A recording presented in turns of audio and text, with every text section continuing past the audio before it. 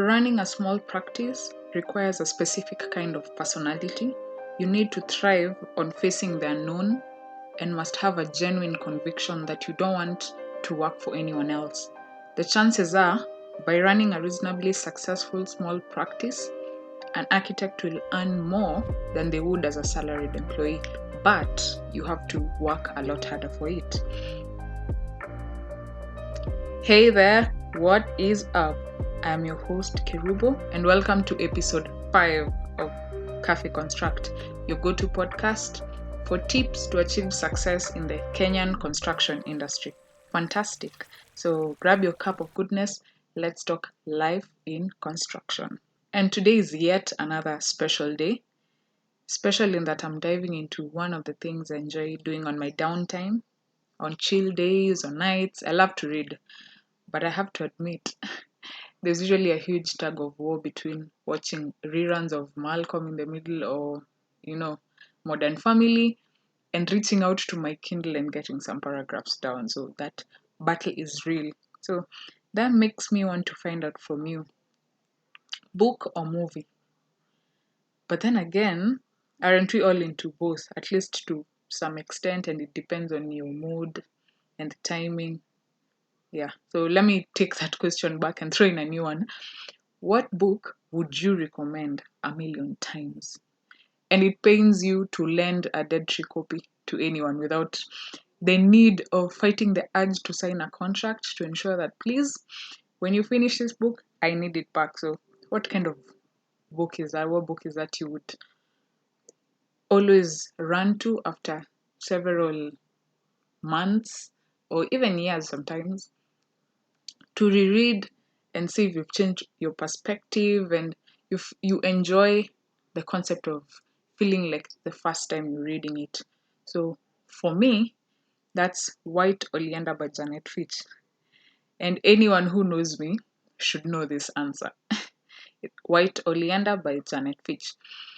I bought it years back, CBD, those street vendors, without too much scrutiny anyway. 350 bob or less. I wasn't being too picky. And I have to admit, it still remains my best find till today, actually. Like, I'm yet to find, I found amazing books, but it's always fighting for 2, 3, 4, 5. And I remember once being so excited and lending it out to a friend of a friend. And that was the last I saw of it. So, talk of a lesson learned. But I did acquire a second copy that, yes, I am not lending out. I am sorry. Get your own. I am sorry. But what book is that to you? So let us know what your favorite book of all time is. On our Instagram page, we usually have an IG story engagement where we put up the question for the week so that we get to know you as much as you get to know us. And it's usually 2 days after publishing the episode, and we publish on Wednesday. So on Fridays, the IG story will come up and we'll ask you what is your favorite book of all times, and I'd love to hear your point on that. Now on to the meat of the show. Today's episode, we're going to review the book of the month. If you follow our Instagram page, yet again, you should already be in the loop on what our June-July book of the month is or was, and that's An Architect's Guide to Running a Practice by David Littlefield. So, spoiler alert, everybody dies. Just kidding. So, in our IG bio, there's also another link for you to buy the books we're currently reading. So, don't lose out on the gems that will move you forward towards success. It's good to read and get that book. Click on that link. Follow us on Instagram. We engage a lot there. We post a lot of quotes. So expect to get snippets from this show on our Instagram feed as well. And so let me click on the link now and read the product description as laid out by the author or the publisher about the book. So it's An Architect's Guide to Running a Practice. So This is what it says. So, this is your essential one stop shop for information on starting and running a practice. Case studies and advice from practitioners, big and small, run alongside outlines of all key topics to give you an insight into the problems and challenges others have faced when setting up a design business. So far, so good.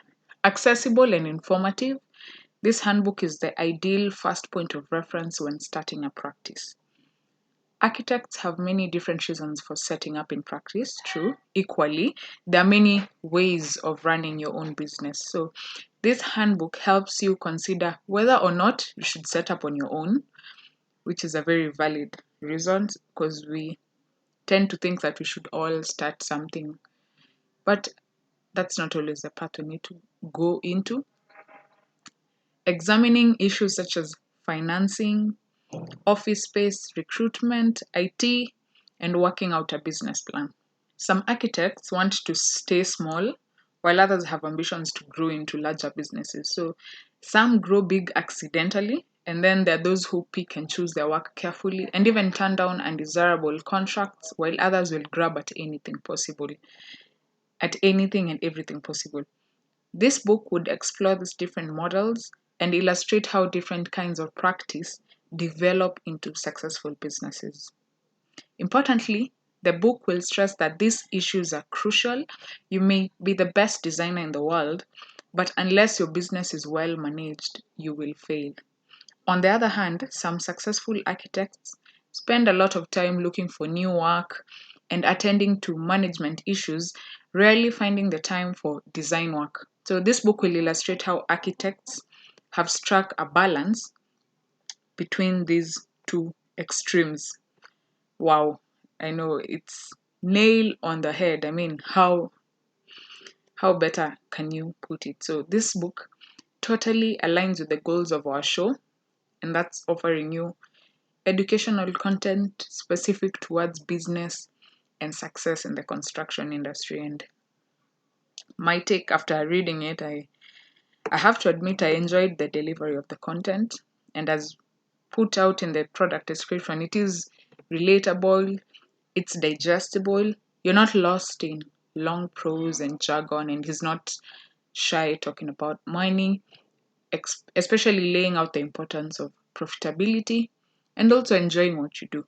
Because if that balance is lost, it becomes very stressful. You fall out of love with what you do. As a whole, as well, I'm generally impressed that we're beginning to have this conversation on of business models for practitioners in the construction industry. And I believe if you're in this industry, you thrive on a challenge. At the very least, you like things not to be too easy for you and you like a bit of a mental challenge. I enjoyed that he laid clear action points as well. So, action points elevate concepts from being theories to execution. Okay, I don't know about you, but by doing that, I usually leave a book feeling empowered. And I know if I apply this new way of doing something, it'll make my life easier and reduce at least one pain point. So, no pressure to writers. And he lays out nice action points. Some do come out in form of the case studies, but you realize the actual things you can do that will move you closer to your goal. So these case studies were clear in so many ways, and as he stated, there are several ways to succeed as a firm, and he does not subscribe to any one business model. And this is a major relief, I have to admit, because we're at a point where you wonder what how people are getting by. How did successful practitioners get to where they are? So he does give an example of uh, a case study whereby it states that you don't have to have wealthy family and friends to get clients, which is often what we think that we need to get our farm started, because there's a practice that did make it in the end and they started out with no clients no projects, and yeah, they still made it. They had experience, of course, to back it up because they were moving from a large farm and starting out on their own. So from it as well, I learned there's a new concept: studio practice versus a business. So let me leave that as a cliffhanger right there for you. So just be curious enough to find out what he says more about that. So putting down this book, I did come out with a couple of pages of notes written down, and I highlighted several paragraphs. So if I were to go through all that, I'm sure this podcast episode would run several hours, and yeah, we're not that patient. Neither am I in explaining all that. So I'll just go through three of my standout points, of my takeaway points, and I'll just say them on a light note. I'll scratch on the surface, but it's up to you to acquire the book and read all the wisdom nuggets and enjoy the bounty of wealth that the book has in terms of value, you know. So, point number 3, as we'll go down 3 to 1. 3, good work is of little use if no one has heard of it. Good work is of little use if no one has heard of it. Being architects, our products are visual. Our work speaks for us. And I have to admit, yeah, the internet has been a true gift to us all. So when a client hears about your farm, about you, and they're always curious to see similar projects, so the first thing they will do if they're not with you at this point is Google you up. And all professional firms at this point, it's not news anymore, which is fantastic, is maintaining a professional website. So this professional website will offer a rich visual menu that helps potential clients who are interested in your portfolio. And I'm glad we've all jumped on that bus. On a smaller scale, considering how establishing a good professional website is an investment, and not everyone of us is in a position to create that website just as yet. The second tier option is running an Instagram account. So, yet again, being creatives, whether you're an architect, you're an interior designer, any sort of designer, our beautiful visual content is a good fit for the channel. So, if you don't have a budget to invest in a website, the book does push you towards starting your Instagram profile so that you offer this free. It's essentially being a free platform. You have no reason to not show your work. Let people see your potential, your portfolio, what you're about, so that you can begin to bring in clients and to also lead into new projects. So, as you listen to this for the sake of conversation, check out White Sky on Instagram. That's White Sky. It's a Nairobi based interior design firm. Yes, they do have a website, but their IG profile is admirable. They have curated the interior projects, and it's a real feast for your eyes, so to speak, of projects they've actually worked on. They have 10,000 followers, and they post on average once a week. So my first impression of the page, and I feel like it will be yours as well, is wow, wow. Apart from the good quality photos on their feed, they do upload Instagram stories as well of site visits and site installations, so that you do feel like you're one of them and you see the progression of their projects and final walkthroughs of the interior projects once completed. So the other benefit of Instagram is the level of engagement offered is different from that of a website. A website, you go in to find out more about the company, their about, their whys, their whats, their whichs, their contacts, their location, and it's more of a brochure. But Instagram gives you that added level of communication, and you get to engage with people. You're motivated by people's comments, and you're encouraged and pushed forward. So I encourage people to create professional Instagram profiles, to just curate, a good feed for clients. So another element of their Instagram page that we can learn from is the feed is 100% client centric. So in that way, what I mean is there are no construction details that clients could not possibly relate to. Because as a fellow architect or a fellow practitioner, I will say that those drawings and be impressed by them, they relate to me and they communicate to me, but a client looking at plans and details is lost. So don't forget that clients are not looking to be converted into architects or designers per se.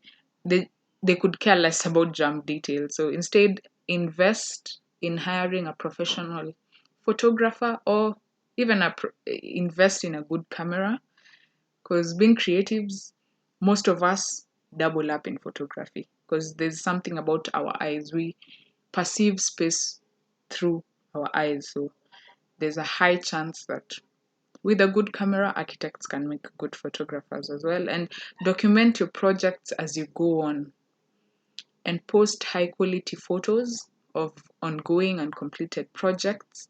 Even concepts and renders, they could go a long way. You don't have to have built the project to uh, post it on Instagram or on your website.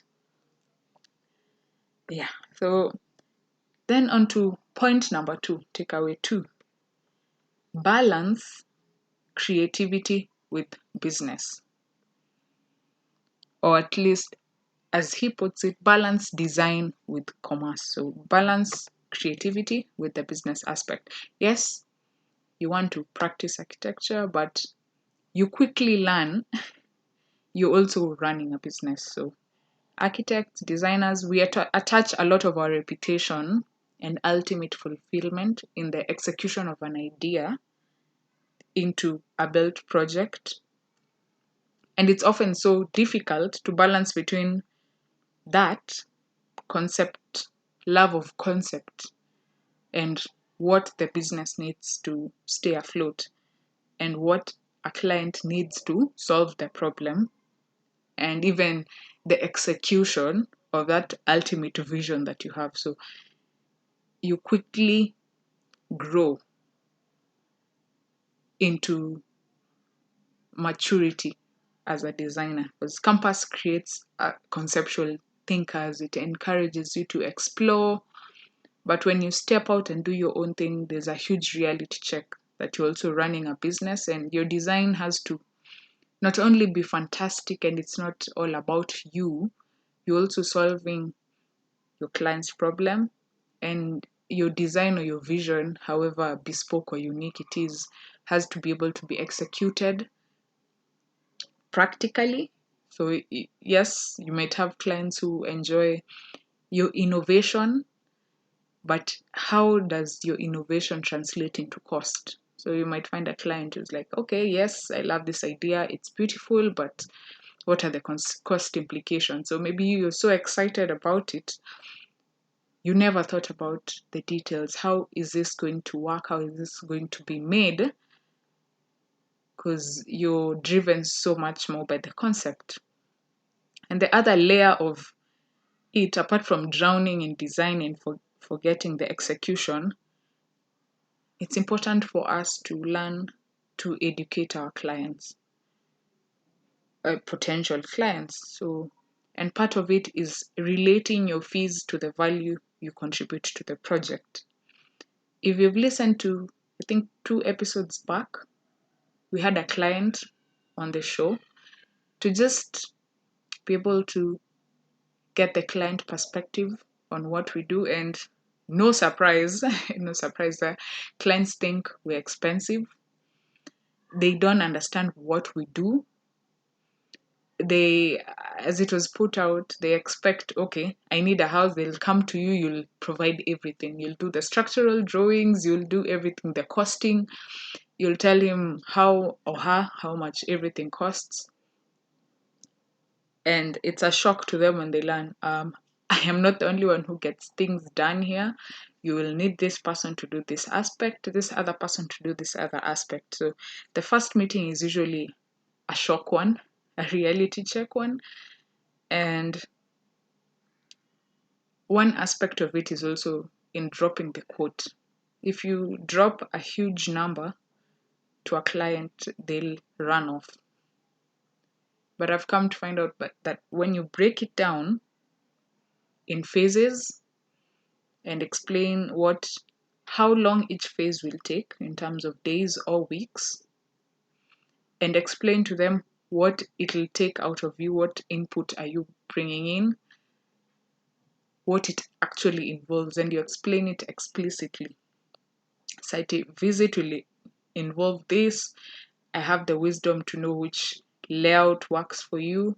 Have you ever gone to a place? And sometimes it helps to explain to them with examples they can relate to. For example, you could mention, have you ever gone to a house where the living room is dark in the mornings or during the day?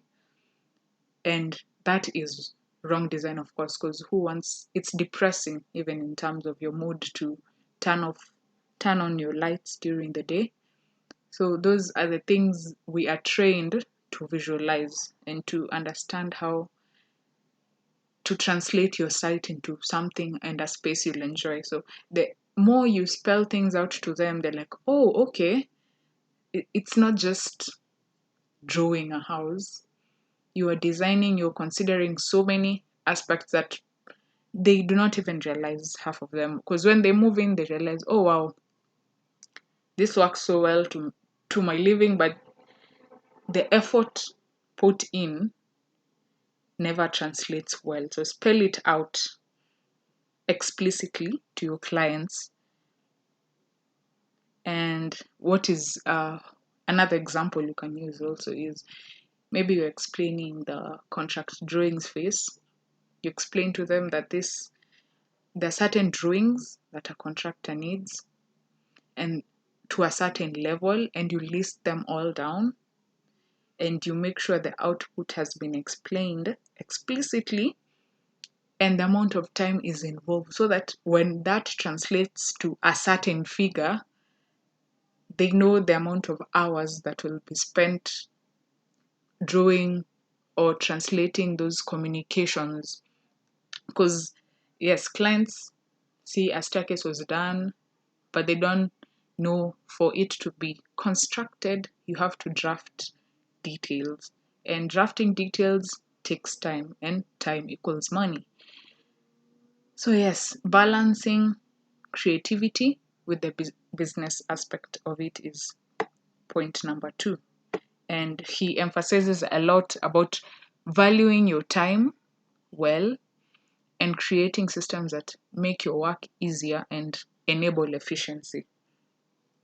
So it was interesting to hear a take on bespoke details over typical details, especially if that bespoke detail, is highly likely not to be used, aka maybe not practical, or if it is practical, it's costly. And to us, we tend to relate typical design to lack of creativity. But the book, or what I am saying to you now, is efficiency is bay. There's one thing you should take from this is efficiency is bay. Try not to reinvent the wheel. So have a catalog or a library of details so that when you're pumping out project after project, you have a catalog to go to, certain systems and even softwares to automate and to organize, so that you're not reinventing the wheel. sounds cliche, but yes, you're not reinventing the wheel every single time, and you're efficient with your time, and you're smart. We're smart people. Even in construction, you are not done ahead. You're a smart person. So work on being more efficient with your time. So the point number one, which might be a heartbreaker for some of you, it's an additional stream of income goes a long way. So yes, guys, we are passionate in our field. I can imagine for architectural students, graduates, whatever stage of it you're in, there's 6 years of campus craziness, then 2 to 3 years of internship for your registration exams, and for even some of you, maybe before you joined campus, there was a 2 year hiatus. So that's a whole decade you have spent in architecture, only to come out on the other side and be told that you have to diversify your portfolio. So, oof, that's a little stubborn. My stomach, I have to admit. So, there's a vivid realization, at least by me anyway, that running an architectural firm is very challenging. Construction as a whole is challenging. It's so sensitive to the economy and the spending ability of citizens, whose spending ability depends on that of the government. Every 5 years comes election. The country pauses, bills are scrambling back into pockets and wallets, and it takes another year after election for guys and investors to pick up the rhythm again. So, how do we as architects stay afloat for this roller coaster ride?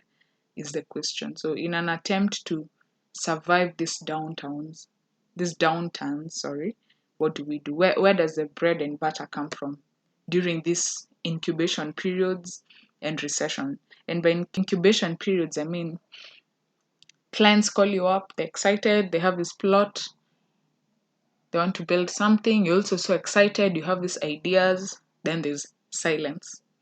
They disappear. You might follow up once or twice, thrice if you're desperate for cash flow, but you can't push it further because you don't know the back end, what is going on. Maybe they were psyched about the project, but they had to put it on hold.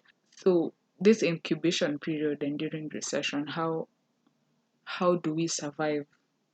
And at this point, for majority of us Kenyans, it's best to admit that we do need to supplement our income sources. And there's a need for architects to diversify. So you need to ask yourself, what possibilities are there beyond traditional services? What can I think about that is still in line with creativity, construction, even architecture specifically, but it's not in the traditional sense. So think about product design, furniture design, graphic design, photography, research, writing, teaching, filmmaking. Like the creative hub is so interconnected, and you find often if you're good in architecture, you're good in photography, you're good in graphic design, you love filmmaking, you love to teach and educate. Maybe you could be a public speaker, you could teach people about architecture, about construction, or something else that you find yourself drawn into. So at this point, you need to work on a diversified portfolio so that architecture can be more enjoyable and there's less pressure for it as a source of income and for you to break even and to make profits. Take that in, take that moment, take that second to just think of what else you could do to supplement architecture and being in architecture, and you will not be as prone to the roller coaster ride that comes with being in construction. So generally, I've barely scratched the surface of what this book has to offer, and I encourage you to acquire it and benefit from the wisdom nuggets that lie there, because you'll come out of it a better person than when you started out on the book. So on our IG page, I'll mention it again. On our IG page, there's a link up top in our profile. When you click on it, there's an option to listen to the podcast, and there's also an option to get or acquire the ebook that is the current read. And yes, just read and grow your mind. And I hope you found this episode to be informative. Let us know what you think about the podcast so far.